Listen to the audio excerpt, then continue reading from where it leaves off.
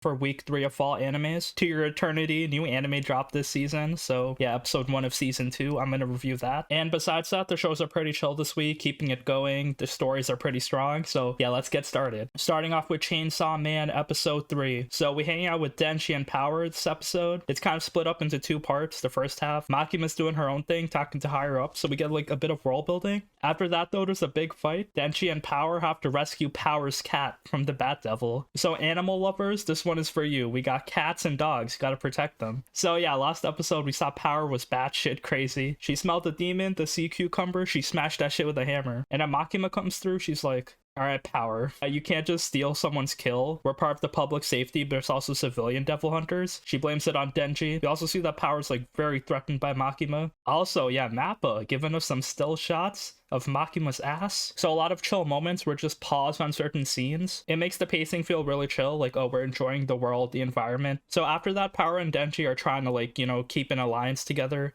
because they do have to work together or Makima will kill them. Also, we see Makima hanging out with Aki. So she goes to the devil hunting headquarters and she talks to the higher ups. This was a pretty interesting scene because we see like there's people that Makima actually listens to. So it's a bunch of just old dudes running the devil hunting group, and then they're like, oh, I hope that new experimental squad is going well. We need more people to hunt the devils. Yeah, we see that Makima has big plans for Denshi. She also explains to Aki about like, oh, the power level of devils. So it depends on how much humans fear them. So if there's like a coffee devil, that shit's not that scary. You know, who's afraid of caffeine? But like a car devil, like something that you associate with like death or injury, that might seem like a bit stronger. So what do you associate chainsaws with? So that might explain why Denji's like a little bit more powerful, why he's the main character, because chainsaws are a pretty cool and scary aesthetic. So yeah, that is interesting. We also learned that Power is the blood devil, if it wasn't obvious already, so she can turn her blood into like powerful weapons. And now Denji, he's still on his mission to touch some boobs. So we learned about some Power backstory. So before Makima captured her, she was like living by herself with the cat. The problem comes when the Bat Devil captures Meowie. So this dude coming out of nowhere, he's kind of injured, so he's like, oh, blood fiend, give me a human sacrifice and you can have your cat back. So she tries to lure Denji into the hideout to like rescue her cat. Denji comes in, he thinks something suspicious, so Power knocks him out, and then the Bat Devil kind of takes him, squeezes him, eats his blood. So yeah, the Bat Devil powers up. He's kind of like this big, strong looking bat dude. He kind of looks like Zod from Berserk, and yeah, he's just like a big Bat Devil. He wants to eat more people to get more power. He also eats Power and her cat. He just swallows them whole. So yeah, he kind of just betrayed them for giving him disgusting blood. And then Denji, he's not taking that lying down. So while the Bat Devil flies away, Denji grabs onto his leg, eats the Bat Devil's blood, and now he gets stronger. So yeah, Denji heals his wounds, turns into the Chainsaw Man, and we get another fight out here. Very solid fight. It was pretty interesting too, as they're like kind of throwing each other's bodies around. Music was good, chainsaw sound effects, CGI was okay. So yeah, they're just fighting throughout the city. The funny thing is that like Denji kind of cares about the people, so he didn't let anyone die, so it's like pretty heroic by him. So yeah, he's fighting the Bat Devil while saving the civilians. And yeah, he cuts off the Bat Devil's arm again, keeps fighting it, punching it, and then the Bat Devil, he like puts out some sonar through his mouth. He kind of like collapses this whole building. But yeah, Denji, he does not stay down. So then in the final ending scene, cool music, as Denji powers up as Chainsaw Man again, kind of revs up, climbs up the Bat Devil's arm, slashes that shit, and then kind of thrusts through him.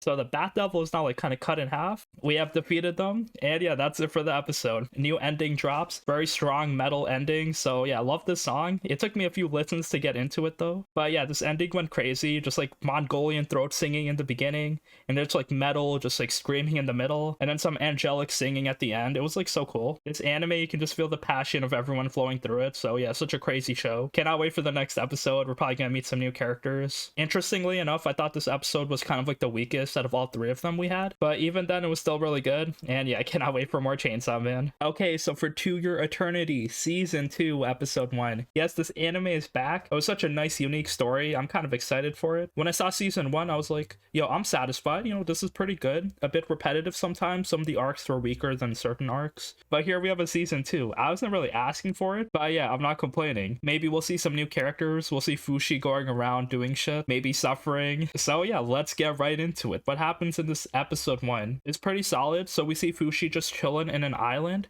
He's like 40 years old right now, so he hasn't died in a while. And I guess this is like his depression arc. He's kind of isolating himself. Because yeah, the knockers are still like kind of like a big powerful force. They're attacking him on the island, so he's basically hunting them down. He's pretty good. He has like explosive arrows. He has the powers of March and Perona and a lot of other people. So yeah, he's pretty good combat. But yeah, he's just chilling in his Fushi body. Also, we see that they didn't change the OP in this season, so we're still playing the pink blood. I'm not complaining, bro. This OP bangs so hard. So far, yeah, it feels like a perfect continuation for season 1. Nothing has changed, and we're going through like some more story. So basically 40 years passed, but then something new happens. So the knockers, they're kind of ignoring Fushi in this island now, and they're attacking other people. So yeah, we kind of start off the season with just like people dying. So finally he makes his plan to leave the island. The thing is, he sees this little girl. Okay, a new 9-year-old loli just dropped. She's pretty cute. Her name is Hisame, and she looks kind of familiar because she's Hayase's granddaughter. Hayase, that evil ass bitch.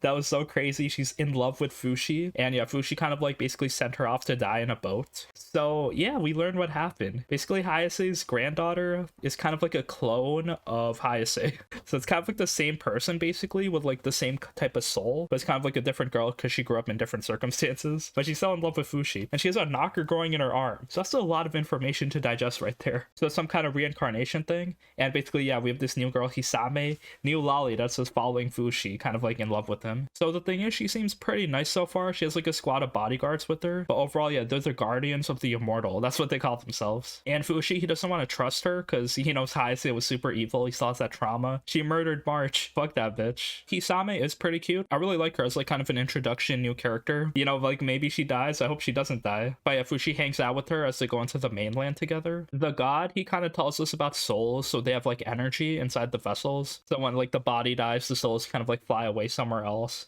and then maybe they get inherited by other people. So yeah, that's some like interesting lore drops. But yeah, basically Fushi visits the village that's being attacked by knockers. There's like 6 people dead, so a bunch of people injured, so Fushi kind of regrets it. And he finds this new girl that kind of like introduces her to him. So she's a doctor, she has this other dude with her, and they're kind of working to like, you know, cure the people, help people in the village. And they basically have dinner together. It's her, Fushi, and Hisame. But then a funny thing happens. Hisame is evil. This 9-year-old loli, you cannot trust her. She tried to poison everyone, maybe kill them, and then try to kidnap Fushi for herself. So the thing is, the doctor lady, she is immune to poison. She literally been eating bats and poison shit, trying to like increase her poison resistance and survive. So this poison does not knock her out, and she knocks out all the other guards. And we realize who this girl is. It's Tonari. So she was the girl we saved from the prison island back then. She had such a cool emotional arc. She's grown up like maybe 40, 50 years old right now. It's very cool. She has her falcon with her as well. Fushi and all the other guards are knocked out, so it's basically Tonari and Hisame just like face to face with each other. But yeah, I'm excited to get more of the story. OP probably has a bunch of spoilers, so try not to pay too much attention to that. But yeah, we get to see Tonari back again. Maybe we'll see some more familiar characters as well. Hopefully this new loli doesn't become too evil. Maybe we become friends with her. This season 2, it'll have 20 episodes again, so it's gonna be another juicy one. And I'm just curious to see what kind of emotional arcs we'll have and if people will die. Okay, so for Akiba Maid War episode 3, if you thought the other 2 episodes didn't tell you enough about the story, these maids were out here doing gang shit. Episode 1, just like a whole turf war. Episode 2, we gambling with maids. Episode 3, Maid Fight Club. Yeah, another cool episode. We see Ranko, she's the main fighter. And yeah, how do we get into this situation? Well, yeah, it's the manager. She's in debt to the Yakuza, so they gotta do like shitty Yakuza jobs. This one, they gotta go to the Maid Fight Club and have Ranko throw the match. And yeah, basically classic Fight Club feel, just like people gambling over the girls in skimpy outfits. It's called the Akiba Wapua Sweets Club. Ranko is working with the manager. She's pretty strong and fierce. She has a gun, and basically Ranko has to throw in the first round. And Ranko, her pride as a maid, she can never really hold back. So when she tried to pull her punches, she just goes full on, knocks out the girl who was like kind of a rising star. So now like everyone lost their money gambling. People are scared and shocked. Our own maid team at the pigsty, they're betting against Ranko, and then they lost their money. The owner of the Fight Club is about to shoot some people. But if they beg to have Ranko as the rising star, have her win the next few rounds and then have her throw into finals. So yeah, that's pretty easy for her. Ranko easily defeats all the competition. They're betting against her in the finals, of course.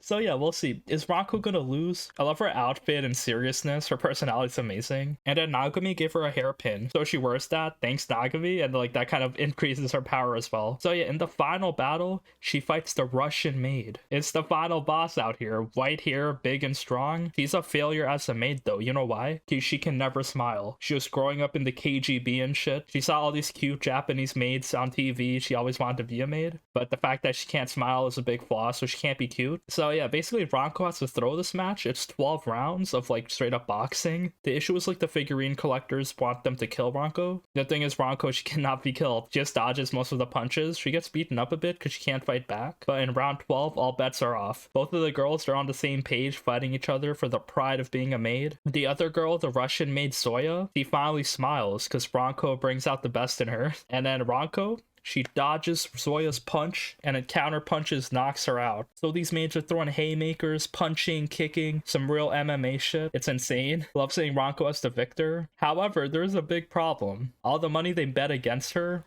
they have to pay it off. Now they're in debt once again. But then they do have like this ancient figurine, so it was like a duplicate. So the figurine the Fight Club owner had was a replica. It was like its own separate plot point.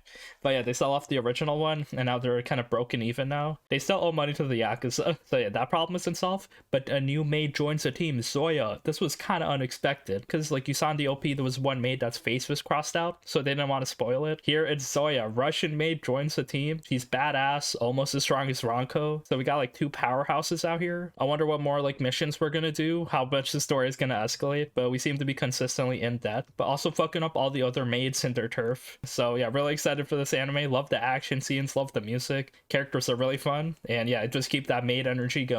Okay, so for Gundam Witch episode 4, another chill episode. Was pretty solid, showing more of the school life. Seeing Soleta out here, but we did leave off from last episode with the cliffhanger where she beat Guel in the second duel, so then he proposes to her. Will you marry me? But yeah, her answer, she's obviously no. She kind of like backs away all scared. Not because she doesn't like him or anything, but because it's just like such a weird off-guard position. And Soleta's just like really awkward in general. Also, Guel, he kind of like misspoke. So he probably like meant, oh, can you be my teacher or something? Maybe not a real marriage, like he's doing political shit anyway. But yeah, he probably wants to just like be friends with Soleta, like have her teach him. Because she's really strong at fighting in their mobile suits. Everyone in the class is kind of speechless, but yeah, it's a marriage proposal and a rejection out here. So after that, we see Soleta in class. She has this upgraded white uniform, so she's like the top strongest person ever. But overall, we see that people are targeting her. They're kind of like either jealous of her or like bullying her because she's from Mercury. She's by herself. We see that there's different like clans out here. There's like different planets like of people, and it just like form their own clique. And Soleta here, she has no friends besides Miorine. So this mission, this episode, is to find friends for Soleta because they're having like this mock test, and Soleta just instantly fails because she doesn't have any like people in her squad. She needs a mechanic and a spotter to kind of like guide her through this test, and she has none of those, so she instantly fails. This test is basically she's in like this mobile suit, has to pilot around and like find these undetected mines and basically shoot out all the mines. So Soleta fails the test and has to do a makeup. It's not really the end of the world, but yeah, basically the retake exam, well, first she has to find people in her squad to become the mechanic and the spotter. And the problem is, yeah, she's from Mercury. Everyone else is squatted up with their own planets, so she tries to be friends with the Earth team because like there's some people there she's friends with. But yeah, overall, they don't want to like interact with her. And we see like Earth in the back. They also have their own political struggles going on. It seems like Earth right now is kind of used as cheap labor, so they're overworking the people. And we see like a lot of Earth people are looked down upon in this school anyway. So yeah, Soleta has found nobody to be friends with her, but Miorine is still there. So Miorine is like, why didn't you ask me first? I could be your spotter and mechanic. I could be 2 in 1. So a problem comes here where she's being sabotaged. There's like this group that puts like black paint on her windows so she cannot see outside her mobile suit. So she basically has to do this test blind. Miorine is kind of guiding her, telling her to go left and right. But yeah, overall, she's falling off cliffs. She can't really like pass this test. So the funny thing is that you have infinite retakes, basically. So Soleta's just retaking the exam, failing again and again. She cannot spot these mines. She's just blinded. So then one of the Earthling girls, she's like the girl with like the big cotton candy pink hair. Her name is Choo Choo. She's pretty mad. And then yeah, she also got sabotaged earlier. So she actually beats up the 2 girls that were sabotaging Soleta. Soleta kind of like tries to interfere, like, oh, don't punch her. and then she actually gets punched by one of the other girls, and it's just like a big brawl, and then they have to retake the retake exam. So yeah, it's pretty funny, no really big consequences, but yeah, the point of this, it shows that Celeste's kind of growing her friendship group. Now she's making friends with the Earth Squad. So she started this school by herself, but she has Miorine. Guel is kind of looking up to her, and now she's making friends with the Earth people. So yeah, school life is looking pretty solid, even though she's getting bullied. The setup is pretty nice, and yeah, we'll see more adventures of Celeste next time. Okay, so for Bocchi the Rock, episode 3. Another cute episode. These girls are just so cute. These situations, this anime is just like so great. We need a singer, so we recruit a singer this episode. But yeah, Bocchi kind of gets over her cold, so she's going back to school. The thing is, her school life hasn't changed. No one talks to her, even though she looks like a cool rock star with a guitar and this pink aesthetic. She actually tries to kind of start a conversation with someone because she sees like a group of people talking about a band. She's like, oh, music talk, I can relate. And then her classmates are also really supportive of her. The problem is she can't start the conversation, so when she tries to butt in, she just doesn't know the words. She's not confident enough. Her anxiety flares up, so she needs other people to start the conversation on her. So it didn't work out today, and then after that, it's lunchtime. Bocchi eats lunch under the staircase in the hallway. It's her quiet, dark corner. No one's gonna bother her, but yo, it's so lonely. But wait, Kita-chan comes in. Red-haired member of the band we see in the OP.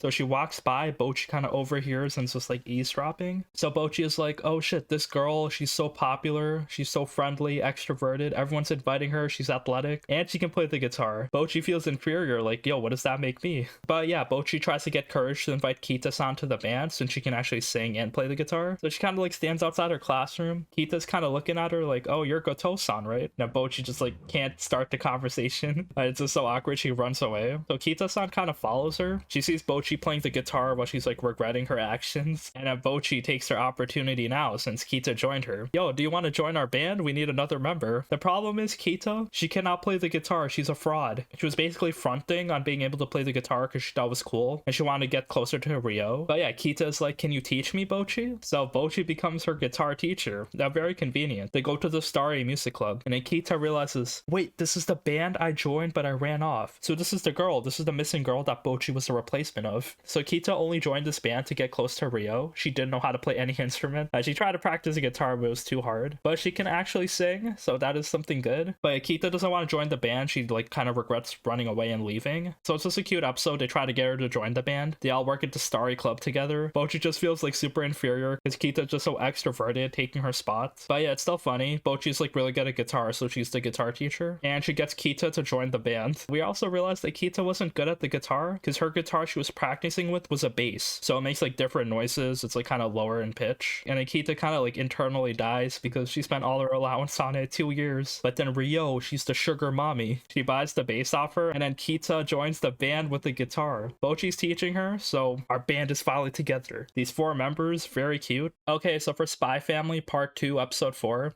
Very funny episode. Love these types of episodes where it's just like kind of comedic character moments. Nothing really heavy. We're just making some jokes. So basically, she has to learn how to cook for her family because every time she's cooking food, Lloyd has to use the bathroom for like hours, and then Yor's food is just like super poisonous. So she comes home one day. She comes home kind of late and sad. So Yor was asking for cooking lessons from one of her coworkers. It's like the blonde-haired girl that kind of teased her a lot. So yeah, she needs this. She needs to impress her man, or else she's gonna get a divorce. So it's basically just getting private cooking training. It's funny seeing her skills as an assassin. She's just super strong. She's pretty fast and efficient, but like she's just way too strong. Also, she just mixes all the ingredients together, so like classic anime woman cooking. She just puts every ingredient together and just like goes ham. So Yuri is also there, the brother. So he's there to taste the cooking. He loves Yor's cooking, even though it's like toxic and poisonous. He just like throws up while eating it. So yeah, she's making meat, she's making stew, she's making meatballs. It all just comes out so bad. Yor's crying. She can't do anything right. But wait, there's this one recipe that Yor and Yuri ate while they were growing up. Their mom made this special stew. So Yor actually tries to work hard on it. And yeah, once it's like something that Yor has in her memory, she seems to be doing it kind of easily. So Yor finally cooks the food. She cooks it for the family. They actually do like it. So the stew was good. Yo, mission successful. But wait, Yor made an extra dessert. She can only make one dish, so this dessert kind of poisons them. So yeah, this whole cooking scene was really funny as we kind of like get a break, getting some more new arcs. Also, after that, in the second part of the episode, we like quickly go through Frankie's kind of story. He kind of fell in love with this girl at this bar. She's like one of the workers, so he has to have the courage to kind of ask her out. He does a lot of research on her, so he's kind of basically stalking her, like, you know, this is what spies do, I guess. Lloyd kind of basically tries to imitate the girl, so he actually disguises as the girl, so they have like a mock date. So he finally perfected the right way to talk to her, the correct responses. The problem with this, she rejects him straight up. We don't see how bad it is, but we just see Anya reading his mind like after the fact, and she's just like crying for him. It's a common Frankie L for him, but Twilight kind of consoles him at the bar the next day. Yeah, he just like drops kind of like a emotional spy line. You know, people can't be emotionally attracted to us. It's part of the job. Kind of like an unexpectedly emotional moment at the end of the episode. Okay, so for Mob Psycho Season 3, Episode 3. Funny episode. Mob, he's in his popularity phase. We see him just with the handsome Squidward face, big chin, Giga Chad Mob. You know why? He's getting popular. People are staring at him. All the girls are noticing him, talking to him. He's getting close to his crush, Tsubomi. So, bro, my man is in there. It's kind of weird, though. It might be like a gimmick because everyone's staring at him for some reason. So, yeah, Mob is chilling. The big thing that happens is he gets invited to join the kind of like the Psycho Helmet religion. So, the camera girl wants him to be the cult leader. So, Mob, he was never really confident about this, but now it's like, bro, since the giant broccoli was sprouting in the city, maybe he should like kind of come out as being the founder. So, basically, the plan is to have Mob join the conference, come out as the leader. Mezuto, the photographer lady, she'll like be his escort. And yeah, Mob is just becoming popular. The issue is he gets kind of stood up. He's just waiting, and then like there's no like text. He's so sad, bro. This hits too close to home. He gets stood up by the girl. We don't know why. Like something bad might have happened. But wait, the founder of the Psycho Helmet, like there's an imposter. So there's like another one that comes through while Mob is just sitting by himself. He looks exactly like Mob a little bit, but he has vines growing through his body. So he's kind of like a tree man. And basically the giant broccoli, the divine tree, he like kind of siphoned energy from it. So I'm not sure if this is like an actual villain or maybe it's like a manifestation of Mob's power, but it is something. So yeah, we got imposter Mob out here becoming the leader of the Psycho Helmet religion. Like, it's pretty crazy, but yeah, we finally got our first villain out here. Next episode, we'll probably see what he's all about, but I felt kind of sad seeing Mob think he got popular, but then nothing really changed. He got stood up. Yeah, I'm kind of curious what's gonna happen, but yeah, I really love these episodes. Very chill, just like school life, seeing like all these character moments develop, and there's probably gonna be some more cool fight scenes coming up as well. Okay, so for Blue Lock episode 3, yeah, we're just starting out here with the competition, a tournament arc. So I thought since last episode we'd have kind of like a one-on-one team match. No, it's like a whole tournament. So basically how it works is kind of like a 5-team bracket system. You just fight each team, you get points. The top 2 teams make it out, but then they take one person from each of the bottom teams, basically the one that scored the most goals, and then yeah, they make it out. So it's basically kind of like a dilemma. If your team is losing, are you just going to sabotage them and try to get all the points yourself? Have the Mamba mentality? Or are you going to just like try to work with your team, try to like communicate, strategize a plan? So yeah, it works as well as you expect. Isagi's team is out here. They're just like very dysfunctional. Since these are all strikers, there's a lot of dudes that just want to take the ball, go forward. There's like no defenders, no one's communicating. So basically both teams are in a deadlock fighting for the ball, just like free-for-all soccer. This is soccer from zero, bro. We're playing caveman shit. But wait, one dude, he breaks free. He's like the biggest, strongest dude, has spiky hair. His name is Baro, but he's just so savage, just like he has to kill our aura. He just takes the ball through everyone and it's like rushing forward. And since the team has really no defenders, the goalie doesn't know how to be a goalie. He just makes the first goal, makes it easily. And then he keeps making it. They have better teamwork. Now Isagi's team is just super dysfunctional. So he talks to Meguru and they kind of have like a one-on-one thing where it's like, oh, I'll pass you the ball. We'll just have a 2-man game. And then yeah, we'll just score some consolation goals. The problem comes when Isagi, when he faces Baro, he's like a defender now. Bro, this man is everywhere. Isagi could like also charge forward and shoot it himself, or he could pass. So yeah, to succeed in Blue Lock, you gotta do everything yourself. You gotta be greedy. But no, Isagi kind of analyzes the field and he subconsciously passes it, like unintentionally, which was the right move because the other dude he passed to, he has like the orange spiky hair. He made the goal, so yeah, he did it. But everyone's like mad at Isagi, like, why are you in Blue Lock if you're gonna pass the ball, bro? We're all about shooting. So Isagi doesn't know why he passed, but basically at the end of the day, the team loses 5-1. So they make that one goal, but yeah, it's all for nothing. They lost this one. The thing is, it's kind of like in a round robin tournament thing, so you're fighting other teams, so they still have a chance. But basically, they can't lose from here. But yeah, it's pretty exciting seeing our team lose. The main characters, our first match, so this tournament is going strong. You have to evolve your soccer from 0. So yeah, they're playing caveman soccer, and then Baro kind of like broke free, and a team was built around him. So that's how he was at level 1. So to get to soccer to like level 100, you have to work hard, but you have to build upon something. So this team right now, they have nothing to build upon. So they're finding like a way to get that 1. We have to find someone strong enough, like the hard carry, to build upon. But basically, Ego kind of helps them, where he's like, every one of you has a special skill, like a weapon. So yeah, each person is unique. We'll probably see each member of the team in the next match. We took 1 L today, but yeah, we're trying to figure things out, try to change that. Hopefully our team makes it through, and yeah, we'll see what's gonna happen in the future. Okay, so for Bleach, the 1000-Year Blood War, episode 3. Another solid episode. The battles are nice and spicy. The story's getting heated. We see some new enemies. We see Ichigo. He's kind of like fighting the Quincy's. He's trying to save all the people. So yeah, like kind of big fight happens. Ichigo went like Bankai. He pulled out the sword. It was all cool. He bleached all over those guys. So yeah, this was definitely an episode of all time. And a lot of stuff seems to be going on. But yeah, just another solid battle shonen. Okay, so for the Eminence and Shadow episode 3.